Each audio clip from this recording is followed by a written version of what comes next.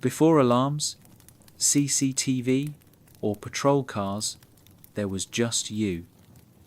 A lone figure cloaked in wool, holding a flickering lantern against the velvet dark of medieval nights. While the town slept, you watched. Not for glory, not for gold, but because someone had to. Tonight, we'll slip into your boots and wander the cobbled silence together. Let the soft hum of the past lull you into sleep. If you enjoy stories that feel like dreams, don't forget to like this video, leave a gentle comment, and subscribe for more midnight journeys. Sweet dreams, and may the night be kind to you. You always feel it before it begins. Not in your mind, but in your marrow and ache, a tensing, a quiet bracing against the dark. The town may still bustle faintly with fading footsteps, children being ushered inside, a final bucket of water sloshed from the well, but your body already knows. It knows what the bell means before it rings. And when it does low, mournful, drawn out, you don't even flinch. That sound isn't just a signal to start your shift. It's a lullaby to the town and a warning to you. The bell tolls to say, the world is going to sleep now, and someone must stay awake. That someone is always you. You rise from your bench slowly, bones stiff from the cold creeping in through cracks in the stone. Your fingers close around the wooden cudgel, leaning against the wall worn, slick from years of nervous hands. The lantern is already lit, the oil barely enough for another round. You lift it carefully, watching how the flame shivers inside, casting golden smudges on the uneven wall. You pull your cloak tighter. It's never warm enough. The wool is rough and damp, heavy with yesterday's rain and the smoke of too many fires. Stepping outside, the air presses against your skin, like wet cloth, cold and tight. The street greets you not with sound, but silence. That peculiar silence only a sleeping town can offer, the quiet of breathing windows and locked doors, of hidden lives tucked into wooden frames, dreaming dreams, while you remain the only one awake. The wind snakes through the alleyways, whistling its secrets to no one, lifting your cloak like a taunt. You begin your first round with heavy feet. The stones beneath your boots remember you. The same path every night. Past the bakery, where the last loaf was sold hours ago, past the butcher's where old blood still lingers in the corners, like a stain the town pretends not to see.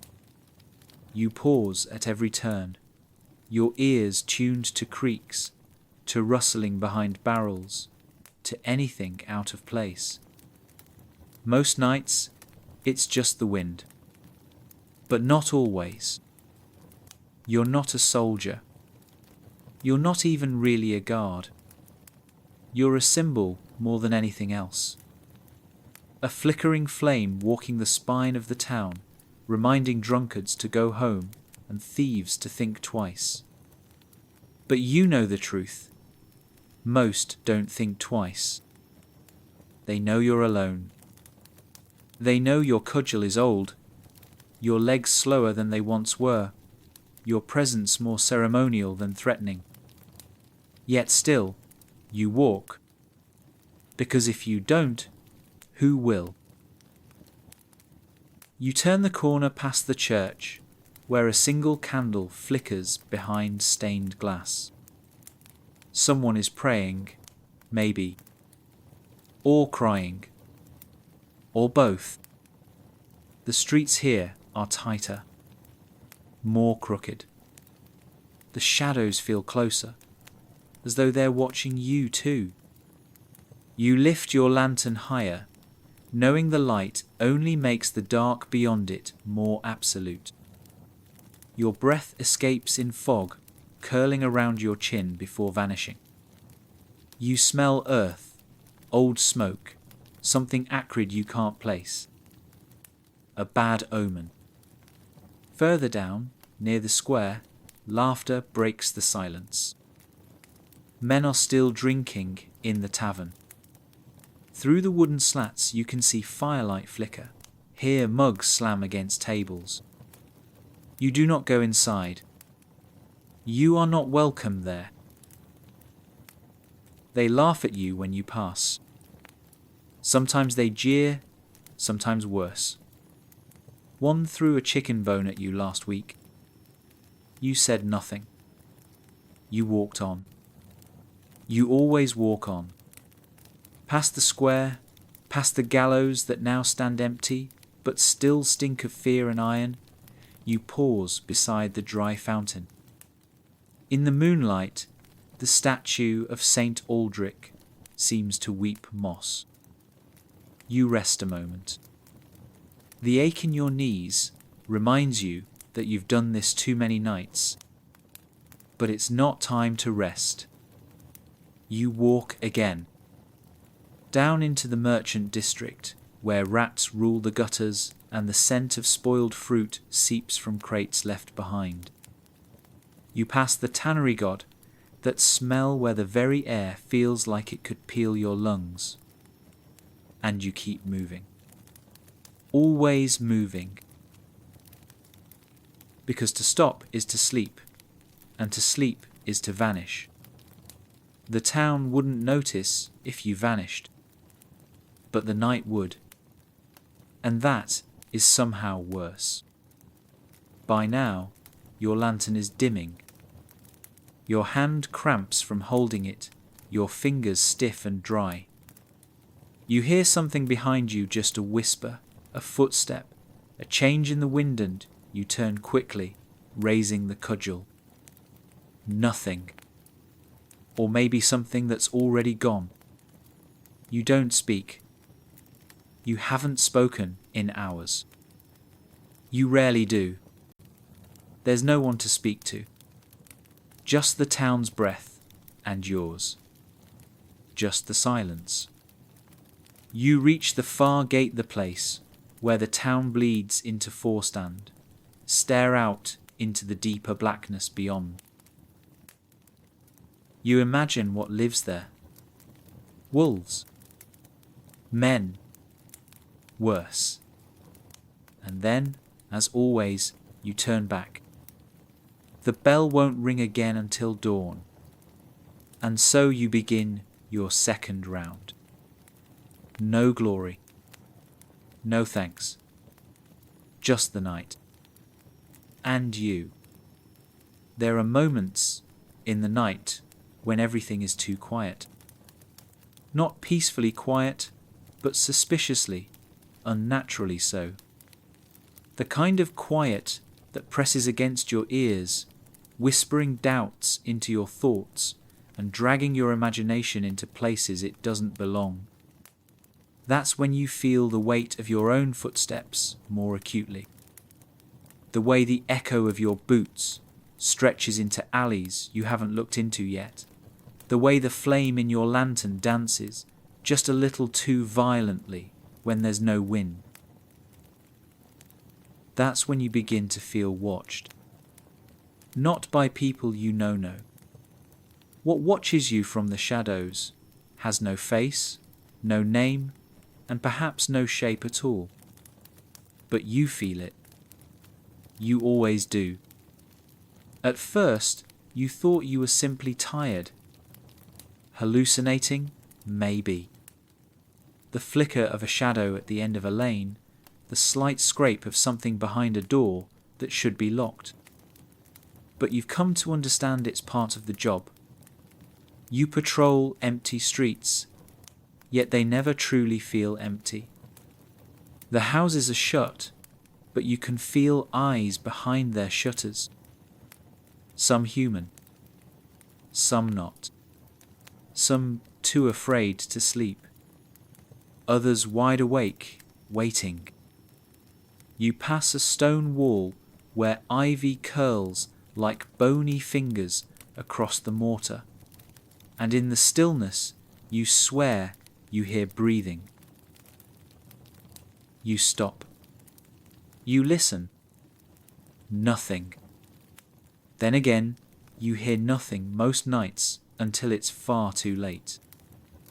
There's a rhythm to fear that only you understand, its quiet crescendo, its invisible scent, its sharp little claws that prick at the back of your neck as you turn corners too quickly. You've learned that danger doesn't always announce itself. Sometimes it waits behind barrels stacked too neatly, or behind the latrine sheds near the riverbank where even the moonlight hesitates to linger. Some nights you're certain there's a pair of eyes tracking you from the rooftops, bandits, you tell yourself, or thieves casing their next door. But the rooftops are steep and the risk of falling is high. Would a thief take that chance? Or is it something else? You shake it off, but the sensation lingers like fog clinging to your collar. You take slow steps toward the outer wall, where the stones widen and the moss thickens. There, in the deepest corner between the cobbler's workshop and the boarded-up bathhouse, lies the blind spot. Every town has one. A place where the lantern light never quite reaches, where no one listens for screams, and where the dead don't stay long enough to rot. You hold your breath each time you pass it. Once, you saw something move in that darkness. Not a man. Not a beast. Just a suggestion like smoke that never dissipated, a silhouette that didn't quite obey the shape of a human form. You told no one. Who would believe a watchman barely paid enough to eat? Who would believe a shadow? You continue walking, but your steps are tighter now. Your fingers press into the wooden handle of the cudgel as if it might absorb your pulse. Your eyes dart to the windows above. In one, a candle suddenly lights. A face appears old, gaunt, staring right at you. Not blinking. You pause.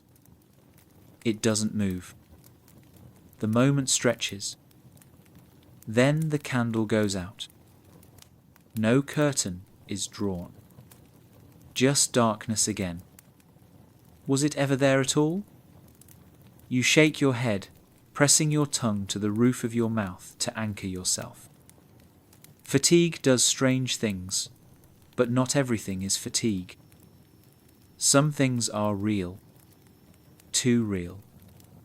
You've found knives stuck into the trunks of trees near the wall. Not fresh, but recent. You've found footprints that circle back around to places they shouldn't. One night, you found a child's doll placed upright in the square, its eyes gouged out, its dress wet with something that smelled like old milk and copper. You told the bailiff. He told you to keep walking. So you did. And now you don't tell anyone. You just remember. That's part of the job, too, carrying memories no one wants to hear. You try not to let them weigh down your lantern. But they do. They always do. And still, you walk. The night stretches on. The stars are thin now, blurred by low clouds. You swear they were clearer earlier. Or maybe they've just retreated from whatever stirs below. You turn a corner near the herbalist's, where rosemary grows wild in the cracks between stones. The scent would be comforting if it weren't masking something worse. The scent of blood dries fast in cold air, but you've smelled it enough times to know. You kneel, inspecting a trail faint, smeared. Not enough to report, but enough to worry. Another shadow dances across the edge of your lantern's reach, and again you whip around nothing, or something that doesn't wish to be seen. You take a long breath and lift your chin. You must appear unafraid. The night feeds on doubt. You march forward now, faster, as if your courage could outrun your fear. It never does. But motion helps. As long as you're moving, you believe you still have control. Your route takes you past the mill, where the wheel creaks even when it's not moving. You hate that sound. It's always off. Slightly too slow. Slightly too alive. You don't stop. You don't look behind you. Because if you do, you might see something. And if you see something, you might have to face the fact that the shadows don't just watch. Sometimes they follow. Cold is not a sensation anymore. It's a state of being. It's in your teeth, in the lines of your fingers, in the back of your throat when you breathe. It creeps under your fingernails and settles between your ribs like a second set of lungs, lungs that don't breathe but sigh endlessly with the weight of winter. You wear layer scourse wool, leather patched at the shoulders, threadbare gloves that do little but hold the illusion of protection. It's never enough. The cold wraps around you like a jealous lover, never letting go. Even when the fire still glows faintly in a chimney above, even when someone's stew sends out a warm puff of scent from a cracked window, you remain untouched, always just outside the reach of warmth. Your lantern's flame flickers violently in the wind, and your fingers fumble with its handle, numb. Sometimes it feels like you'll shatter if someone taps your shoulder. You stamp your feet, slap your arms, huff into your cupped hands, but it's like trying to warm stone. And the worst part is knowing this isn't even the harshest night. Those nights are coming. The ones where frost clings to the inside of your lashes, where your spit freezes before it hits the ground, where the air cuts sharper than a blade and no part of your body belongs to you anymore. It all belongs to the frost. The people behind the doors you pass assume you're paid well for this torment. They believe there's danger pay, a bonus for stormy nights, warm meals awaiting your return. They imagine a town-sponsored coat, new boots perhaps. But you know better. What you're paid wouldn't feed a stable boy. It wouldn't feed the rats who share your bench back at the barracks. You don't complain not out loud. Complaining changes nothing. Your wage arrives irregularly when the bailiff remembers. Half coins, sometimes clipped. No thank you. No bread. Just a nod, a grunted, still alive, and then the next night begins. You've learned to make the money stretch. You don't drink, not any more it dulls your senses too much. And you can't afford illness. You buy bread when it's cheapest, when it's nearly spoiled.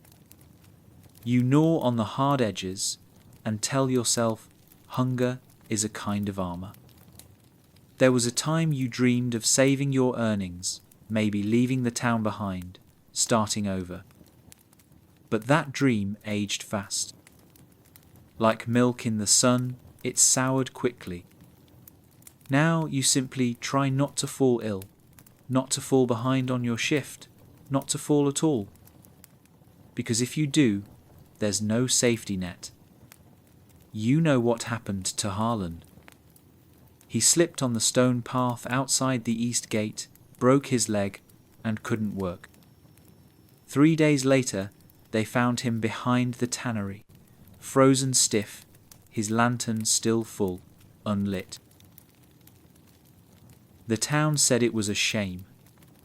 Then they hired his replacement. You don't want sympathy. You want decency. Fair pay. A blanket that doesn't smell like mildew. A lantern that stays lit without coaxing. But you've learned that wanting things is dangerous. It leads to hope, and hope is a brittle thing in the cold. The last time you asked for new boots, you were told to stuff them with straw. The last time you asked for more oil, you were told to end your shift earlier. As if the night ends early for anyone. As if crime respects curfews. So you stopped asking. Now you patch your soles with scraps of leather found behind the butcher's shop. You refill your flask with rainwater collected in dented tin bowls. You pull your cloak tighter and keep walking. Because it's either that or lie down and sleep is death in this cold. Sleep is the soft whisper of surrender. And you are not allowed to surrender. That's not in the job description. What is, however, is survival. Barely. You survive the cold not because you're strong, but because you have to. Because someone has to walk the line. Because if you stop, the silence wins. You begin to smell it before you turn the corner thick, sour and wet, like meat left too long in the sun or wounds that never healed properly. You already know what you'll see, but you go anyway. You always do. It's part of your route. Past the bakery, past the old gallows, and then into the winding back lanes of the poor quarter where sewage runs in open trenches and lanterns are few.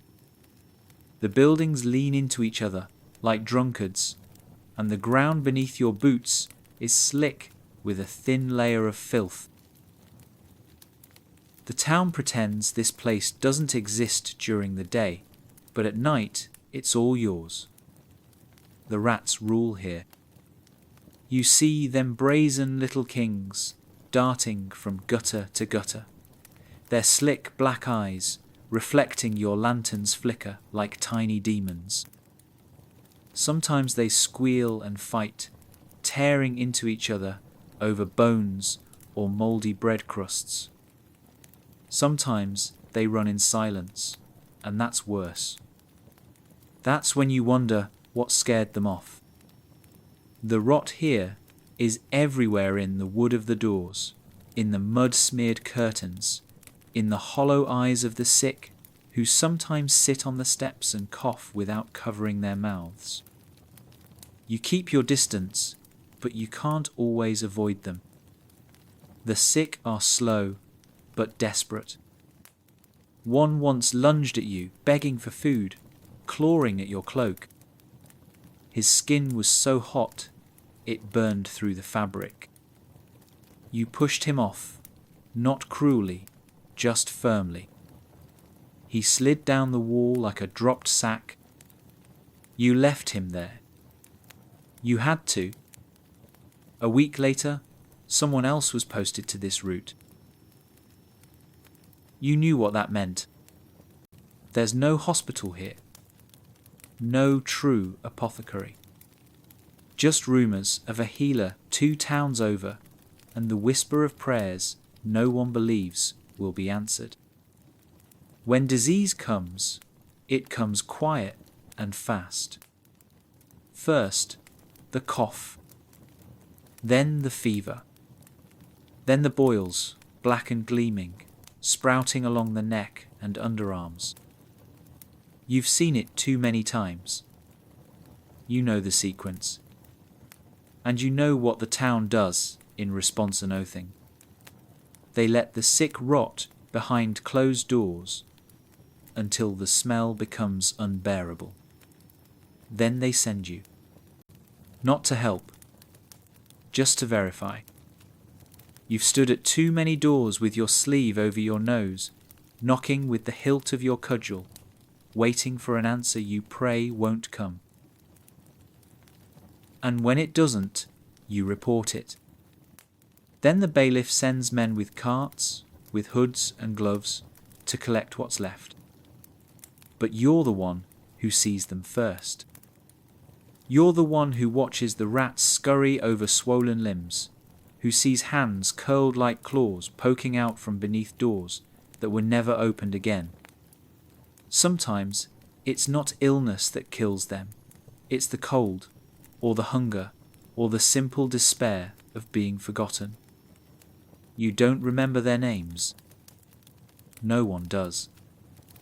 They vanish, and the town pretends they never lived. But you know. You remember. Not names, but shapes. Locations. Shadows that once moved and now do not. You walk these streets as if navigating a graveyard that hasn't been buried yet. In one alley, there's a collapsed shed filled with mouldy crates and broken tools. You avoid it, not because you're afraid of what's inside, but because you're not. You've grown used to seeing too much. Sometimes you think you could step over a body without blinking, as long as it wasn't someone you recognized. That frightens you, not the sight of death, but your own numbness to it. A defense, yes. But what are you defending? Yourself? Or the idea that your job still matters, that you still matter? You're not a priest. You're not a healer. You're a watcher. And sometimes what you watch is decay. You step carefully over a slick patch of waste, your lantern shaking in your grip. The rats scatter again. In a way, you respect them. They survive. They feast. They thrive where humans fall. You, on the other hand, walk a line between decay and duty, between fear and function. You're not thriving. You're enduring. You try not to think about how many diseases live in the air you breathe each night. You try not to remember that last winter you found a baby wrapped in rags behind the butcher's, blue and stiff, with rats nesting in the folds of the cloth. You didn't report it. You couldn't. You buried it yourself, with bare hands, behind the chapel in a shallow pit.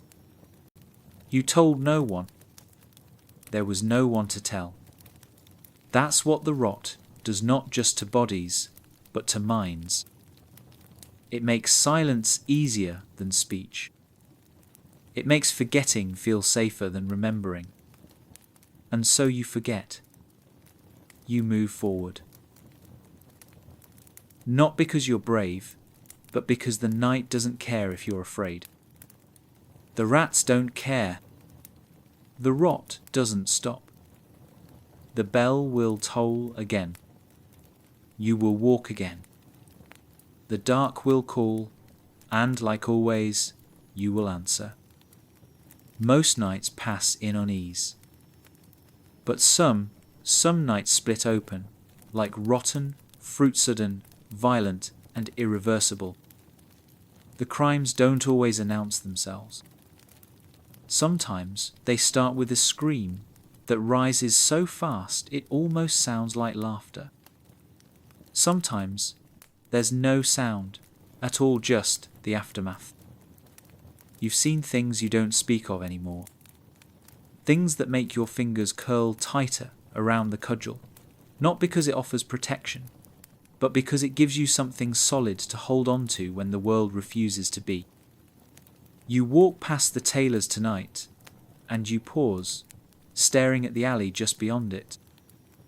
3 months ago, you found a body there. A girl, no older than 15. Her dress was torn. Her shoes were missing. Her eyes were open. You stood there longer than you should have. Not because you were waiting for someone to come help, no one ever does, but because you were trying to understand how something like that could happen in a town that claims to sleep soundly. When you knocked on the tailor's door, he opened it just wide enough to shake his head and close it again. You waited for the bailiff. He came 3 hours later. They took the girl away in silence. No questions. No one came forward. You never saw her again. You don't even know where they buried her. If they buried her, and the next night you walked the same alley, because that's what the job demands. You walk through scenes that leave others speechless and act like they never happened. You've stopped expecting justice.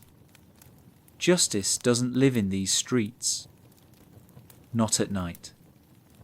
What lives here are crimes whispered through clenched teeth, crimes sealed behind locked shutters.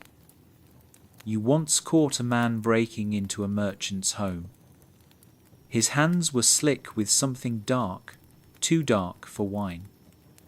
When you tried to stop him, he laughed. Not because he wasn't afraid, but because he recognized you. He was the baker's cousin, or maybe the tax collector's brother-in-law. Someone connected. You brought him to the guardhouse anyway.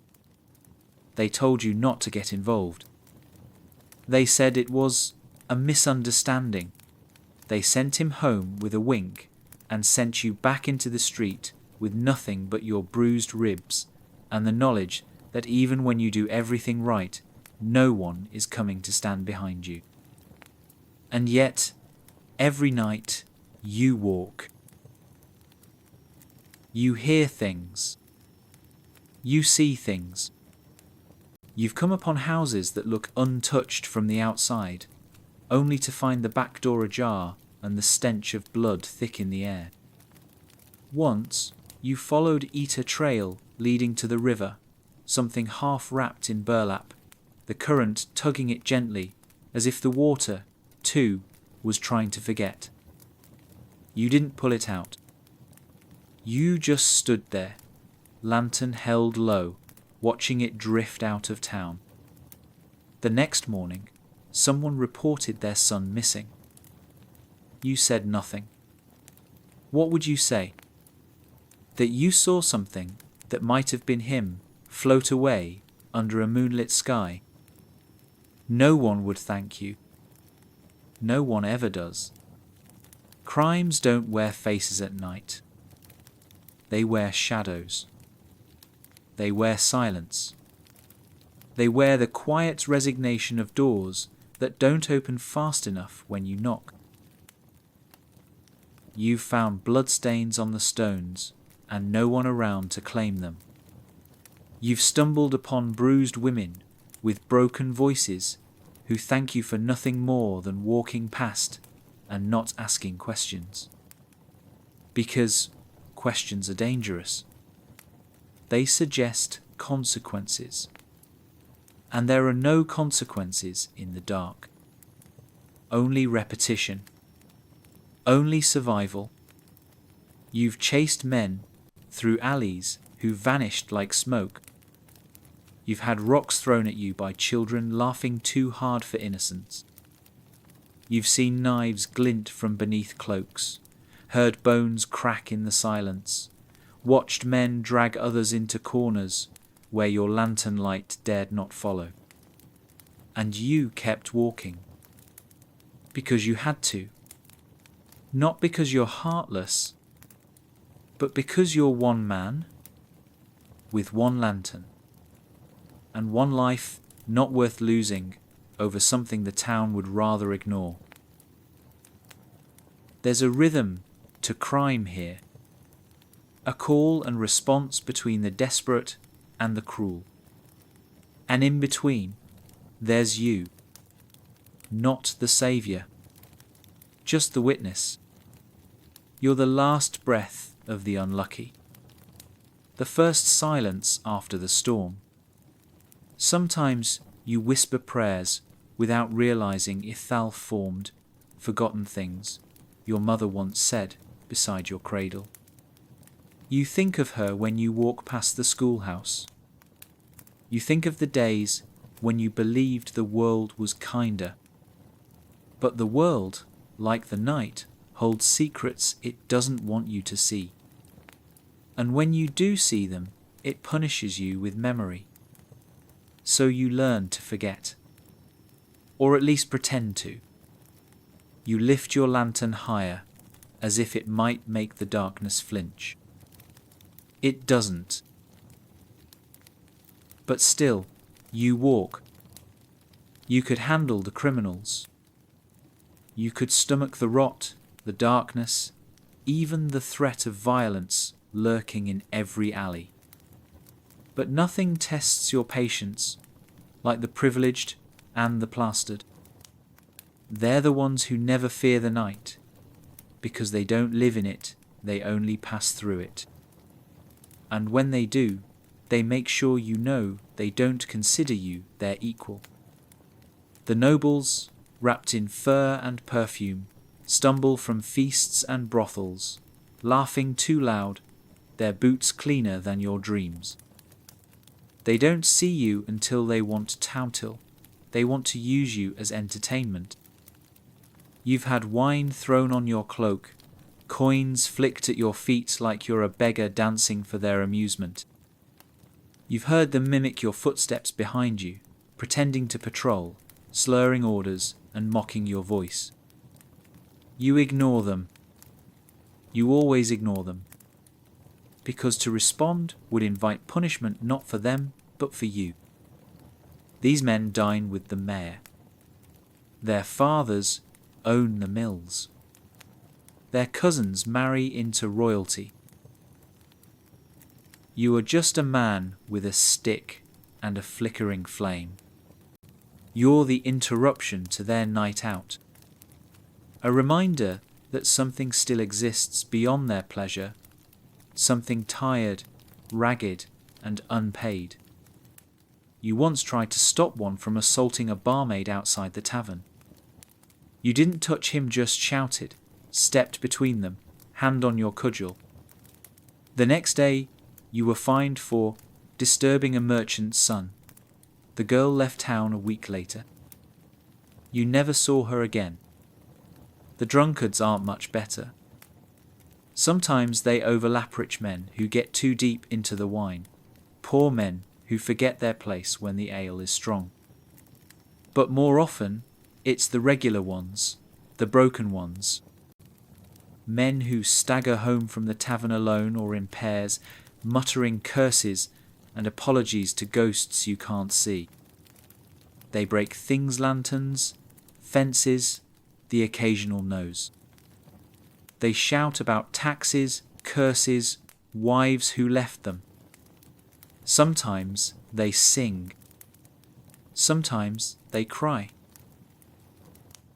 Once, one of them tried to hug you, weeping about his dead dog, only to spit in your face when you didn't reciprocate. They fight each other, and then they fight you. Not because they see you as the enemy, but because you're the only one awake. The only body they can throw their pain at. You've been punched, head-butted, even bitten once. You don't arrest them. There's nowhere to take them, and no one who wants them. You push them home, if they have one. Or you let them sleep in the alley until the cold or shame wakes them. Some nights they look like corpses, mouths open to the sky, faces lit briefly by your passing lantern. You don't check any more, unless they stink. Then you know they've stopped drinking for good. The worst are the ones who follow you. The ones who stumble behind your patrol, asking you why you bother. What are you guarding, Watchman? They say. The silence? The ghosts? The empty street? You say nothing. You keep walking. Because deep down, you don't have an answer. The taverns close eventually, their doors banging shut like warnings. You hear the last of the mugs clinking, the chairs dragged across sticky floors. The nobles are gone by then escorted home by servants, cloaked in silence. But the damage remains. A smashed window, a collapsed barrel of grain, sometimes a girl crying behind the stables, dress torn, eyes glazed. You've learned not to ask too many questions. Not because you don't care, but because caring has consequences. Because even when you report what you see, the town shrugs. If the man was drunk, well, it wasn't really him. If he's rich, well, boys will be boys. And if the girl disappears, well, that's just how it is. The stories vanish by morning. The bruises do not. You pass the chapel and look at its stone steps, wondering how many confessions those walls have heard, and how few penances were ever paid. You're not a priest. You're not a judge. You're just a witness. And that might be the cruelest part of your job, that you see everything, remember everything, and change nothing. You're not thanked. You're not seen. The nobles forget you exist the moment they pass you. The drunks curse your name and call you a dog. The townsfolk lock their doors and pray nothing brings them to need you. And still you walk. There's a particular stillness that lives in the watchtower, a stillness not found anywhere else in the town. The stairs creak beneath your boots as you climb, spiral by spiral, into that narrow wooden spine that stretches toward the sky like a forgotten limb of the town's body. The lantern swings in your hand, casting slow-moving shadows across the curved wall shadows that seem alive, like old regrets clinging to the timber. Each step echoes upward and downward, a hollow drumbeat that somehow sounds lonelier the higher you go. And when you finally reach the top, when you push open the hatch and step into the tower's crowning cage, the cold hits you with renewed force. Not the same kind of cold that nips at you down below, but a purer, older cold, carried on wind that has travelled from mountain tops and oceans, whistling straight through the boards into your bones. You close the hatch behind you and settle onto the bench, your lantern now a small sun in an open sky. And there it is, again that watchtower silence. It's a different kind of silence than the one on the streets. Down there, silence is dangerous. It waits behind corners and listens. But up here, the silence is just vast. It stretches for miles. It looks you in the eyes and doesn't blink. From this height, the town looks peaceful. A cluster of roofs, like sleeping animals, their chimneys puffing lazy ghosts into the sky. You can almost pretend everything down there is fine, that no one is bleeding or stealing or crying behind closed shutters. But you know better. You always do. You sit and listen to the wind, to your own breathing, to the creak of the structure shifting with age. Sometimes you hear an owl. Sometimes nothing at all. There are nights when clouds swallow the moon and the world below vanishes entirely, leaving you floating in a sea of dark with no anchor but your thoughts. And those are the hardest nights. Not because of fear, but because of loneliness. It isn't the kind of loneliness that comes from being unloved or forgotten, though you are both. It's the kind of loneliness that comes from being above everything, apart from everything. You see it all, but you're not part of it. You're a lighthouse for a town that doesn't want to be seen.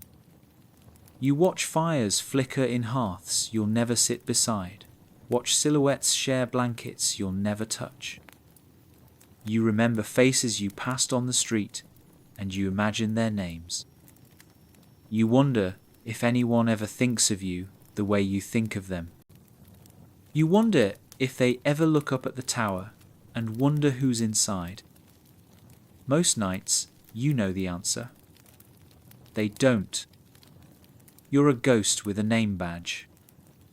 A figure glimpsed from a window and forgotten by morning. The hours stretch here. Time bends strangely at this height. Minutes feel like hours, and then hours vanish in a blink. You used to count stars to stay awake, but you ran out of names for them long ago. Now you just sit, watching the town breathe, wishing you didn't feel so separate from the air it exhales. You never truly rest when you're in the tower. You only wait half alert, half asleep, held up by duty more than desire. The wind hums through the slats in the wood, sometimes singing, sometimes screaming. But then, one night, it changes. It carries a smell. Not the stench of sewage or the wet rot of alleys, but something sharper, something instantly recognizable smoke. Real smoke. Not a chimney. Not a hearth. You jolt up before your mind finishes the thought. Your body has known this before. Fire. The true enemy. Fire doesn't sneak. It doesn't whisper. It devours. You yank open the hatch and descend the stairs 2 at a time, the lantern swinging wildly as shadows lash the walls. Your heartbeat is already ahead of you, thudding in your throat. The moment your boots hit the ground, you scan the skyline. And there it is. Orange, angry, rising over rooftops. Not Fartwoe streets over, the Weavers' district. You break into a run, the cold air slicing your lungs as the bell on your hip rings wildly with each step. That sound, that piercing chime, is your only weapon against the chaos to come. And the people hear it. Doors open. Shouts erupt. The sleeping town wakes, not with yawns, but with screams. Fire wakes everyone. You reach the street and find the inferno already climbing. It's an old homidried timber, thatched roof. The flames feast on it like it owed them something. You try the front door, but it's hot, too hot. You hear a woman's voice inside. Then silence. You back away as the crowd begins to form, people in nightshirts clutching buckets, faces frozen with the knowledge that they're too late. You shout for water. Someone runs for the well. A child wails nearby. A dog barks in wild confusion. The air is thick now, acrid and stinging, curling into your throat, your eyes. You raise your sleeve and push toward the back, hoping stupidly, desperately, that there's another way in. But the fire is faster than you. It dances out windows, falls from the roof like liquid gold, licking at the cobblestones. A roof beam groans above you, and then crashes down with a noise that makes your knees buckle. Sparks scatter. You fall back, coughing, tears streaming not from grief, not yet, just smoke. You shout again, but no answer comes. When the roof collapses fully, the crowd gasps as one body. You don't turn away. You never turn away. That's part of the job. You stare into the fire until it eats everything. And then, when it's done, you help sift through what remains. You find her hours later, charred beyond recognition. You only know it was her because of the bracelet, one you'd seen her wear while selling wool in the market. The bailiff arrives late, of course. He barks orders, tries to look in control, but everyone saw who ran into the fire. Everyone saw who rang the bell, who dragged the water buckets, who shouted for a name while others hid behind doors. Still, no thanks comes. Just a tired nod, a scribbled note, a dismissal. They'll say it was an accident, that her lantern tipped, that her firewood was stacked too close to the hearth. But you know the wind doesn't burn houses. Neglect does. Cheap materials, overcrowding, poor insulation. A town that cuts costs on safety while throwing feasts for the mayor's name day. But no one listens to a watchman. Not about rot. Not about danger. Not about fire. So you stand there as the ashes cool, as the town returns to sleep, pretending nothing happened. You wipe the soot from your face and pick up your lantern again, though it barely glows. The air still smells like her. You continue your patrol, coughing smoke, blinking through the haze, watching the dark corners for flames that haven't yet risen. Because when fire comes, it doesn't knock. And it always comes back. There are things in this town you're not meant to see, and things you're never allowed to speak of. Not openly. Not in daylight. But at night, when the wind dies and the streets grow too quiet, you feel them. Not with your hands or your eyes, but somewhere deeper, somewhere that tightens your chest and makes your footsteps falter. You walk past the chapel, its high stone walls carved with saints who stare down at you with chipped, empty eyes, and you remember the boy who claimed to see a demon in the wheat fields. No one believed him. Then the crops failed, and the priest was found in his study, face twisted into a rictus grin, fingers curled like claws. They said it was poison. Quietly, though. Just loud enough to hush the whispers about curses.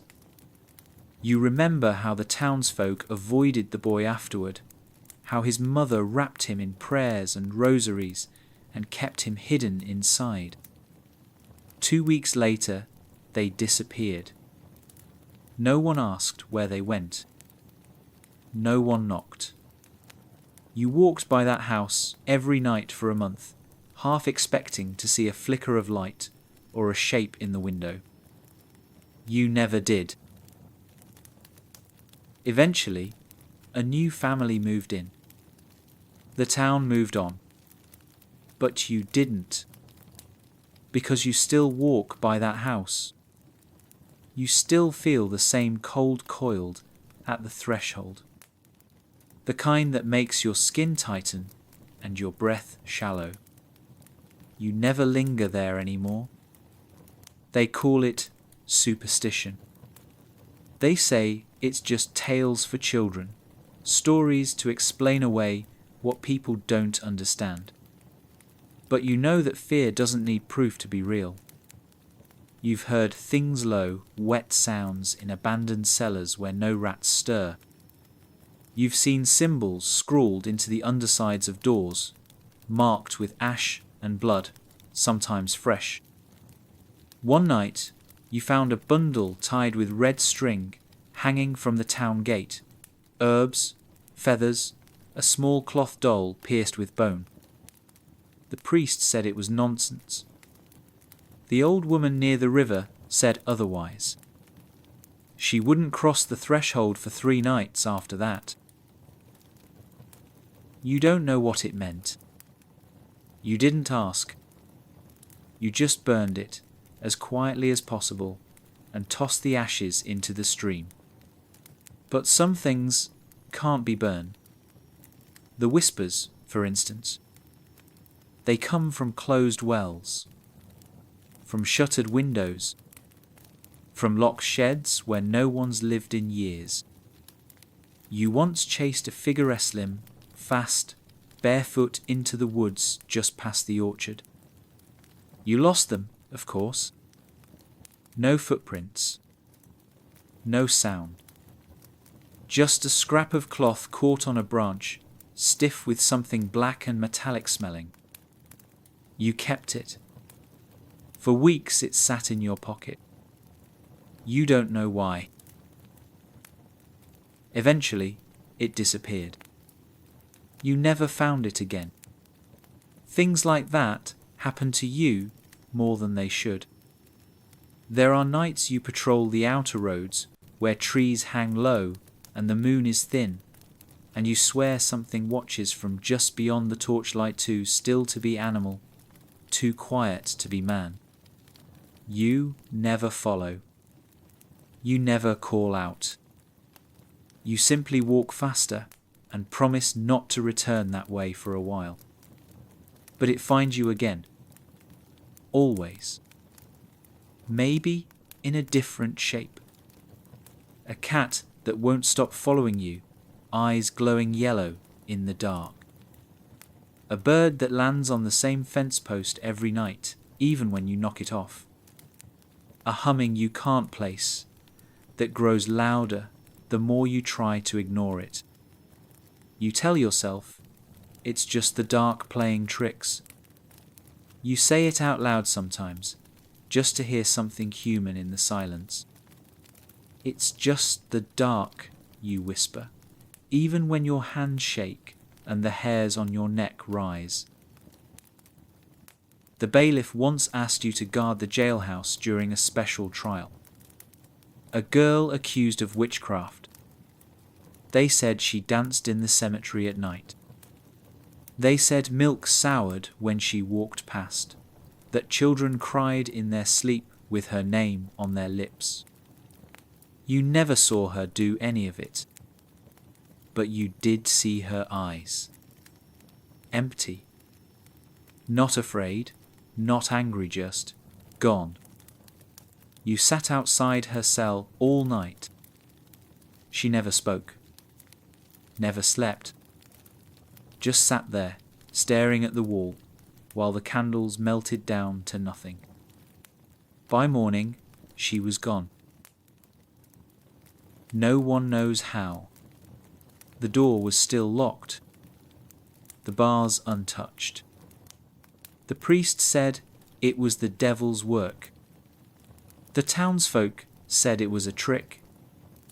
You said nothing, because you were there, and you still don't understand what you saw, or didn't see. Superstition isn't a story to you anymore. It's the rhythm of your patrol. It's the way you avoid certain stones in the square, the way you never whistle after midnight. It's the reason you carry an iron coin in your left boot, given to you by a gravedigger who died the next day. You remember his hands bony. Shakingas he pressed it into your palm and said, "For when they come." Not if when. You laughed. He didn't. You carry it still. You walk past doors marked in chalk, windows where no faces appear, corners where even dogs refuse to sniff. You carry more than your cudgel and lantern now. You carry fear that doesn't come from thieves or fire, but from things without names. You've learned that not all threats leave footprints. Not all cries for help come with blood. Some just leave a whisper behind. And when that whisper settles in your ear like a breath from someone you can't see, you grip your lantern tighter. Because in the night, when superstition breathes your name, the only thing you can do is keep walking. Hunger lives with you like a second skin. It wraps itself around your ribs and follows you down every alley, every street, every cold stretch of stone.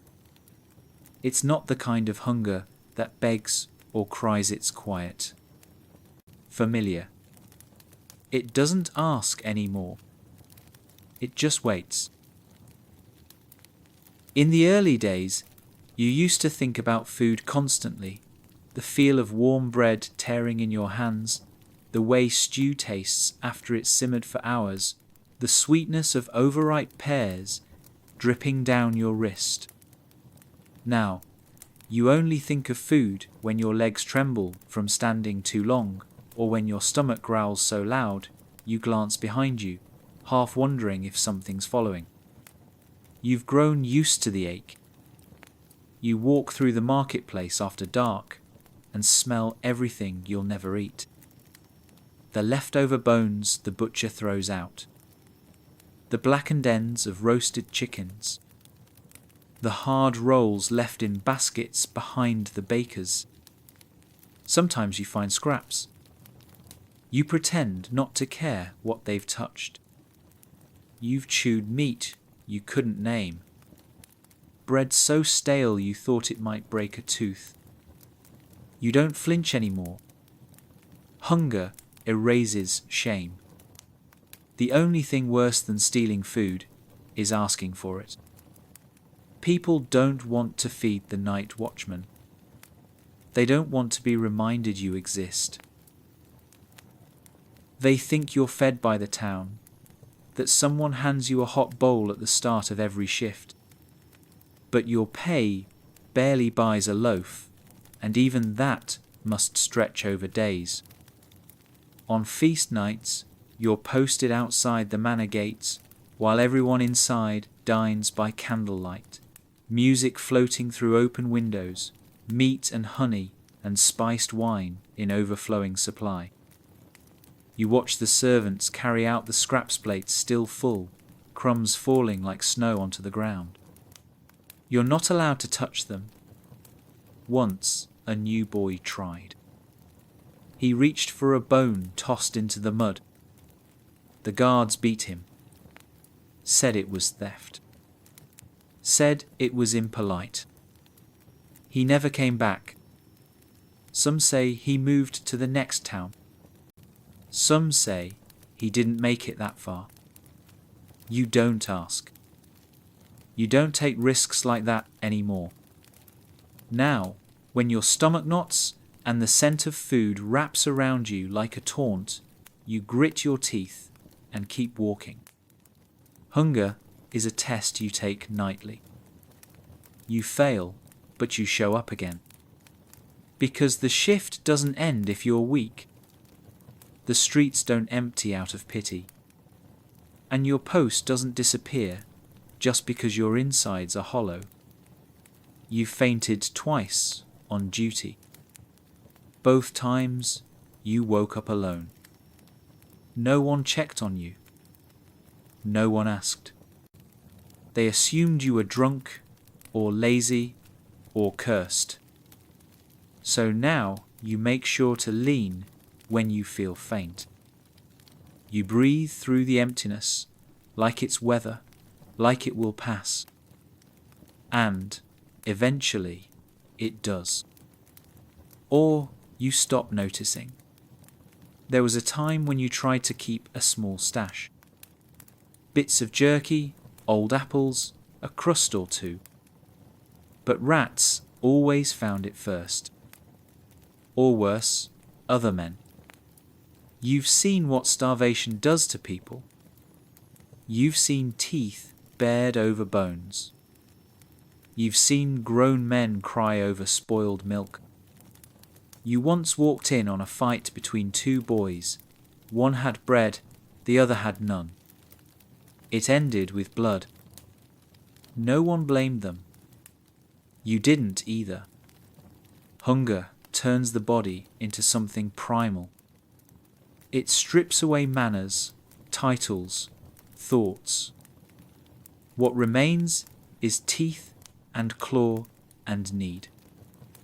You've begun to fear what you'd do if pushed too far. If a child dropped a cake and no one was around. If a house fire left meat charred but untouched. You haven't done anything. Not yet. But the thought has curled around your brain more than once. You tell yourself you're better than that. But better isn't fed. Better doesn't keep you warm. Better is just a word. You make your way past the tavern, and the scent of roasting meat nearly brings you to your knees. Someone throws up in the alley beside you, and you glance at the puddle chunks of potato, bits of carrot. You move on. Faster. You won't stoop to that. Not tonight. But you've seen others do it. You've looked away. Because one night, it might be you. Hunger doesn't arrive with trumpets. It creeps. It waits. And when it takes you, it doesn't announce itself with pain, but with silence. You forget what full feels like. You stop dreaming of food. You only walk. You only last. Because someone must stay awake, even if they're starving. Sleep, once your most natural right, is now a ghost that circles you but never lands. You remember what it used to feel like to lie down without armor, to close your eyes without fear that something needed watching. But that was a different life. A life of morning light and warm blankets, of waking to birdsong rather than bells. That life is gone. Now, you live between dusk and dawn, caught in a rhythm that mocks your body's needs. When the sun rises, your work ends, but your rest never begins. Sleep should come as a gift, but instead it arrives like a stranger in a crowd passing by, brushing your skin, never staying long enough to embrace. You lie on your cot, still dressed, boots near your bed, in case you're needed again. The room around you is silent, and still your mind stirs thoughts replaying the screams, the silence, the things you saw but could never speak aloud. Your muscles twitch with leftover tension, your eyes feel coated in dust, but your brain refuses to release you. It speaks in flashes, a man's shadow too near the alley, the fire's glow behind a shutter, the girl in the well. These memories don't ask for attention, they demand it. So you stare at the ceiling until your eyes ache, and if you do drift off, it's never gentle. It's a plunge. Sudden. Violent. Like falling through ice. You wake the same way with a jolt, with sweat, with a sense that you missed something crucial while the world turned without you. And then come the dreams. Dreams that aren't dreams at all, but distorted echoes of the night. You're walking your patrol again, only the town is wrong too quiet, too clean, too still. Or too loud, screaming without sound. You call out, and no one hears you. You see shapes move in the distance, only to vanish. Sometimes you dream of home, not the one you sleep in now, but the one from before, when you were young and unbroken. You hear your mother's voice, smell her cooking, feel the weight of blankets tucked at your chin.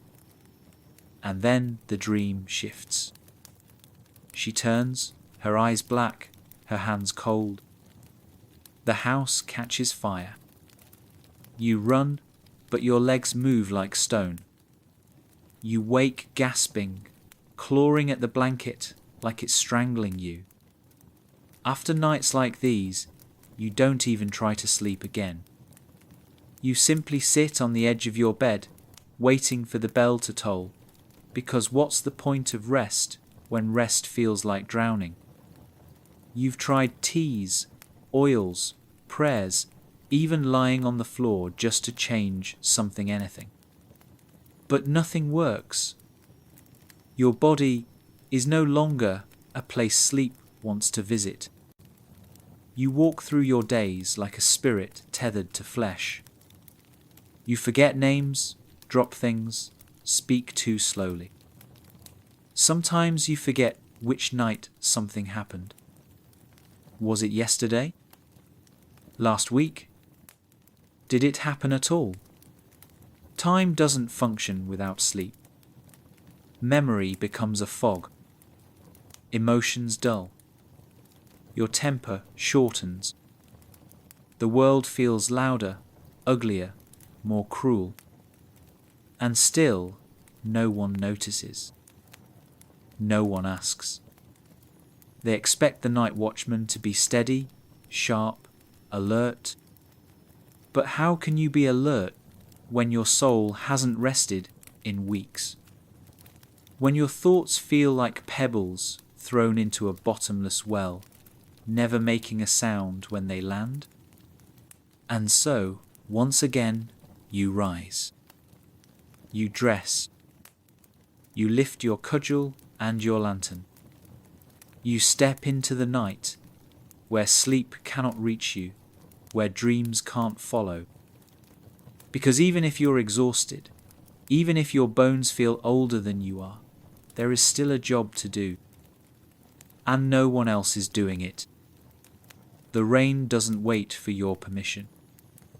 It comes when it wants gold and hard, or soft and endless, soaking everything without sound. You never get advance notice, never get time to prepare. One moment the sky is silent, and the next it's weeping, as if the heavens themselves have remembered what the world below is like and can't bear the weight of it. Your cloak was never meant for rain. It's thick, yes, and heavy, but it absorbs more water than it sheds. After the first hour, it clings to your skin like a second body wet, cold, and unforgiving.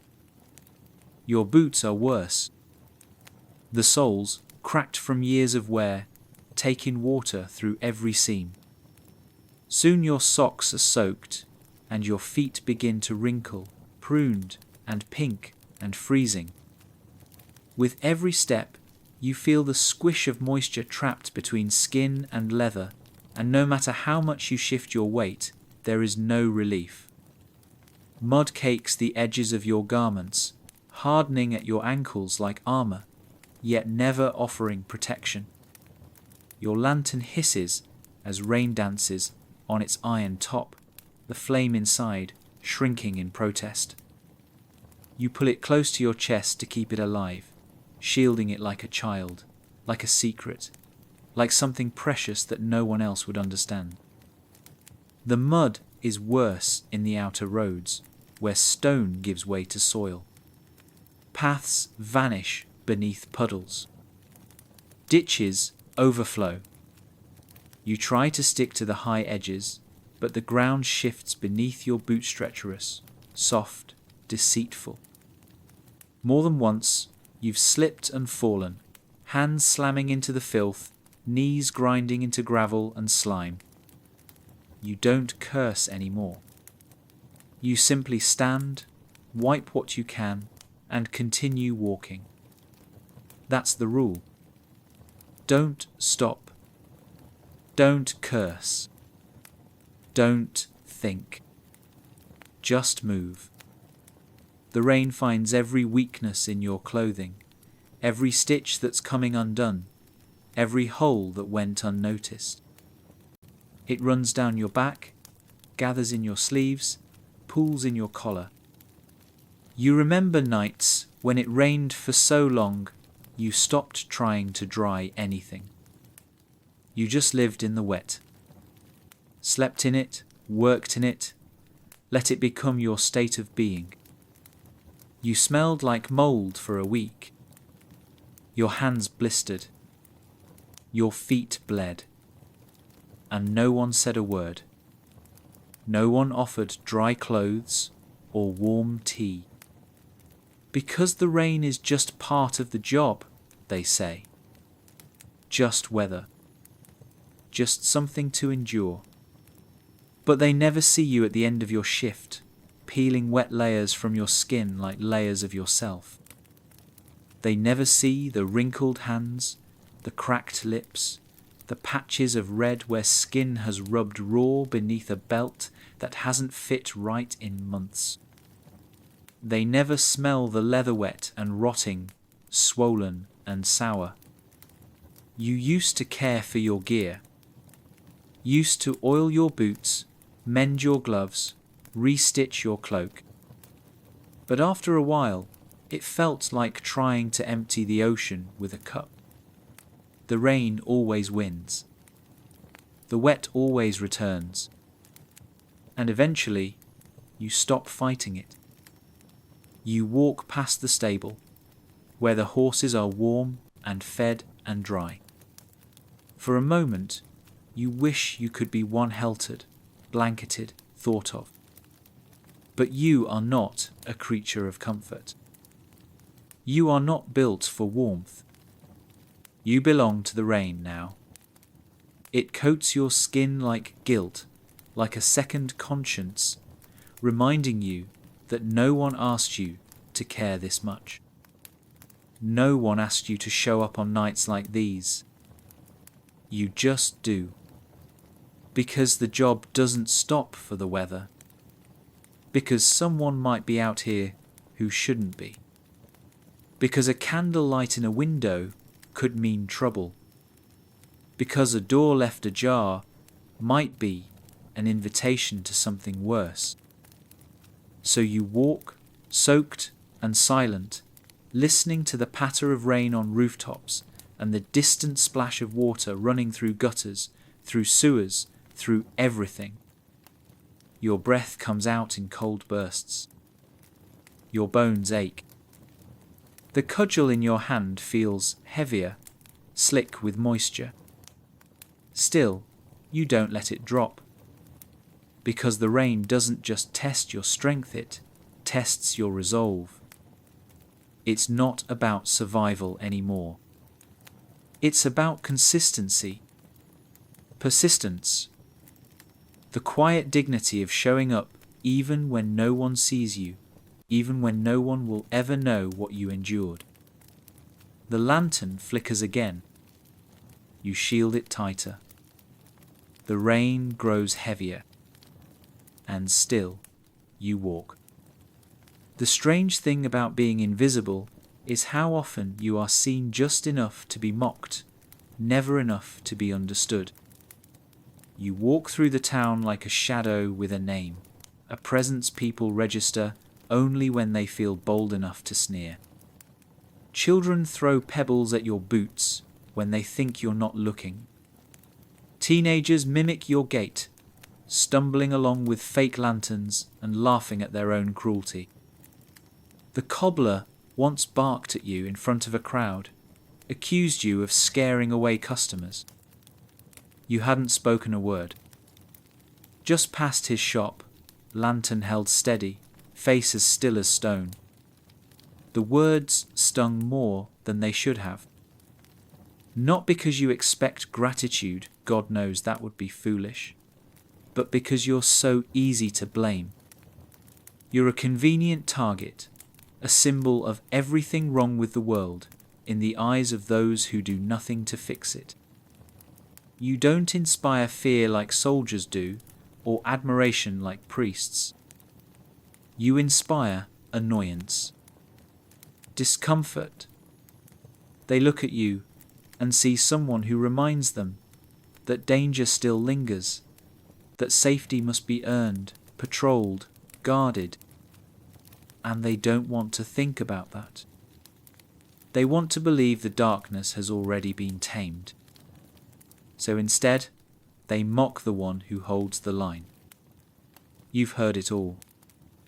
Must be nice to get paid for walking in circles. Oi, lantern boy, find any ghosts tonight? You should try, smiling might scare the criminals off. You never answer.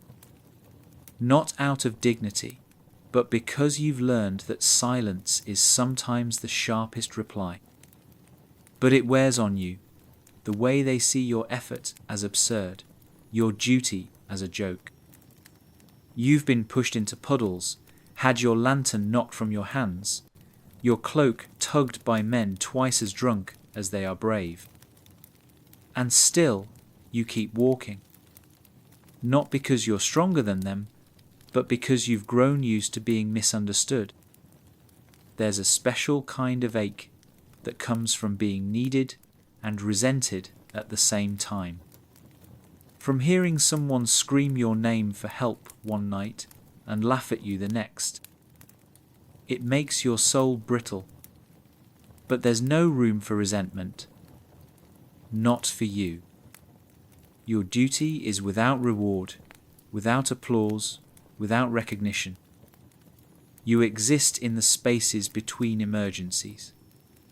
You are the before in their happily ever after. You keep the quiet quiet. But they never credit you for silence.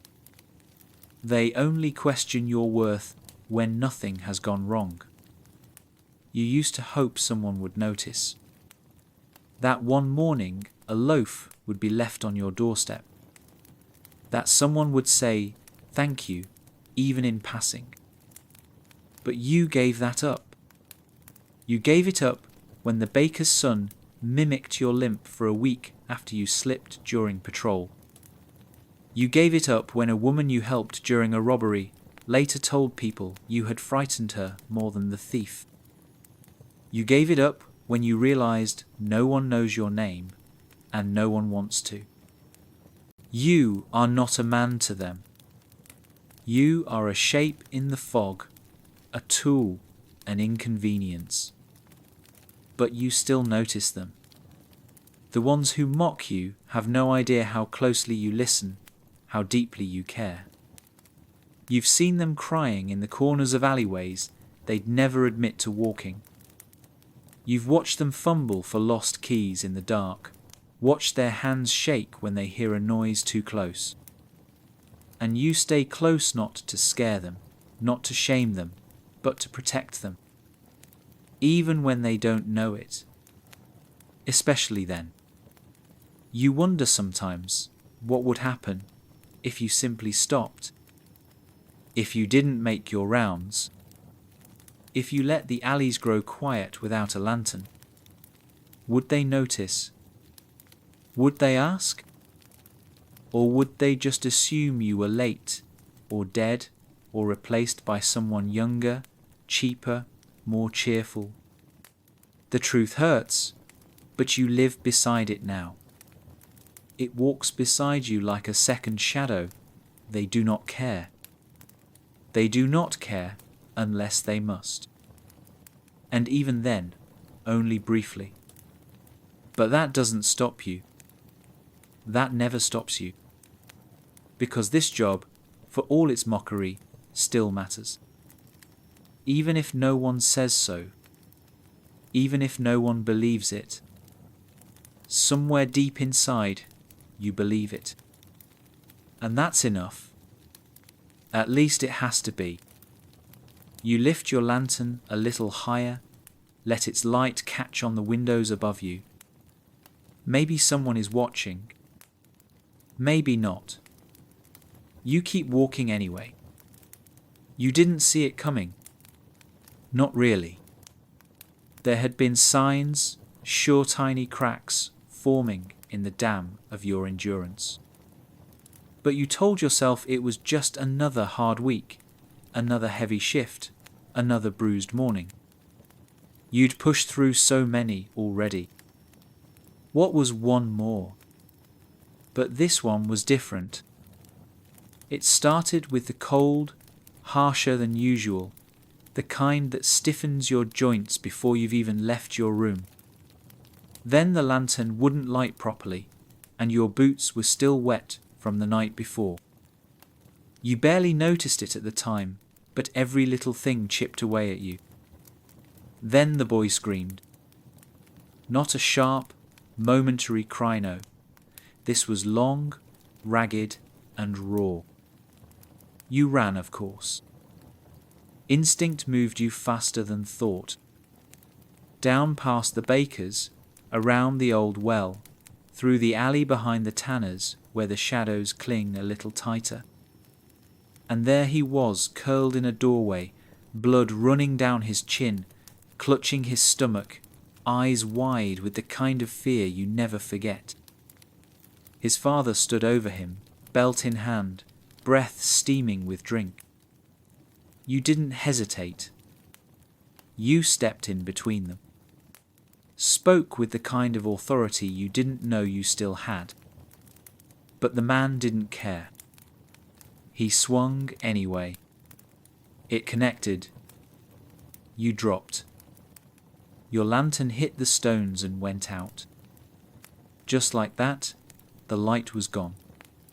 You don't remember getting up. You don't remember what you said. Only that you were shouting. Your voice sounded foreign hoarse, cracked, furious. The man retreated, stumbling into the dark. The boy ran, and you were left alone, panting, shaking, bleeding from your mouth. Your fingers found the cudgel on the ground and gripped it so tight your knuckles cracked. Something snapped inside you, not a bone, but something worse. Something deeper. You sat there in the dark, the smell of blood and ale and wet stone clinging to your senses, and for the first time in years you cried. Not quietly, not gently. You sobbed like a child, bent over your knees, trembling with exhaustion and rage and sorrow too big to carry anymore. You didn't care who heard. You didn't care who saw. You just broke. And when the sobbing stopped, when the world went quiet again, all that remained was emptiness. You walked the rest of your shift in silence. No lantern. No routine. Just steps barely coordinated, heavy, numb. You passed familiar houses and didn't glance at them. You crossed the square and didn't lift your head. Everything blurred together like melted wax. And when the sun finally rose, it didn't feel like a beginning. It felt like an insult.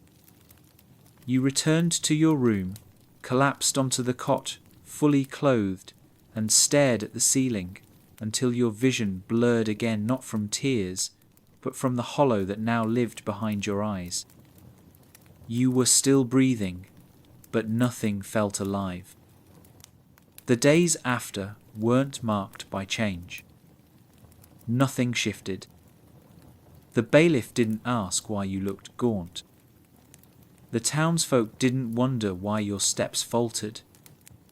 No one commented on the bruises along your jaw, the stiff way you held your ribs. Life carried on as it always had. But you were different. Something inside you had collapsed, and though you kept showing up, kept walking the routes, kept lifting the lantern, you were moving through water now. Thick, cold water that dragged at your limbs. You didn't speak unless spoken to. You didn't eat unless forced. You didn't sleep so much as drift into unconsciousness. You stopped hoping for kindness. Stopped waiting for warmth. You became what they thought you were, a ghost in a cloak. A flicker of light with no source. And yet, in this fog, you found something stranger kind of freedom. When there's nothing left to lose, when the world has already taken everything from you, it can't hurt you anymore. You learn to walk with your broken pieces like they were part of your uniform. Pain became routine. Emptiness became background noise. You were hollowed out, but in that hollowness was space to carry the night, to absorb the town's darkness without letting it drown you. You became not just the watchman, but the wall that nothing gets past.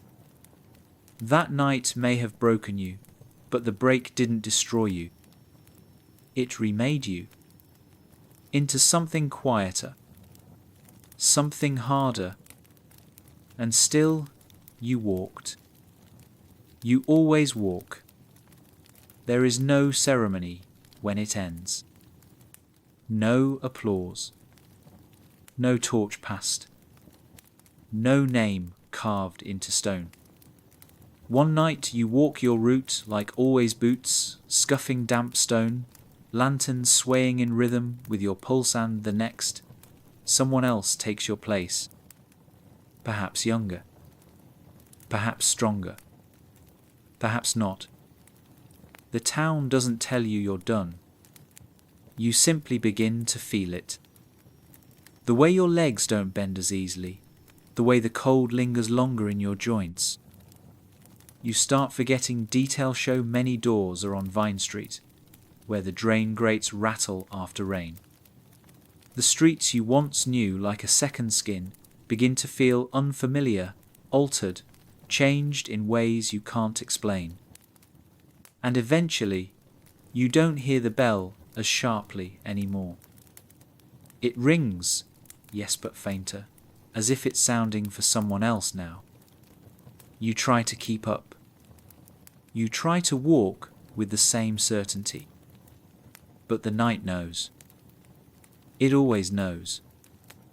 It starts nudging you aside, gently first with longer patrols you're not assigned to, then with fewer nods from the bailiff, then with nights when you're told not to come in at all.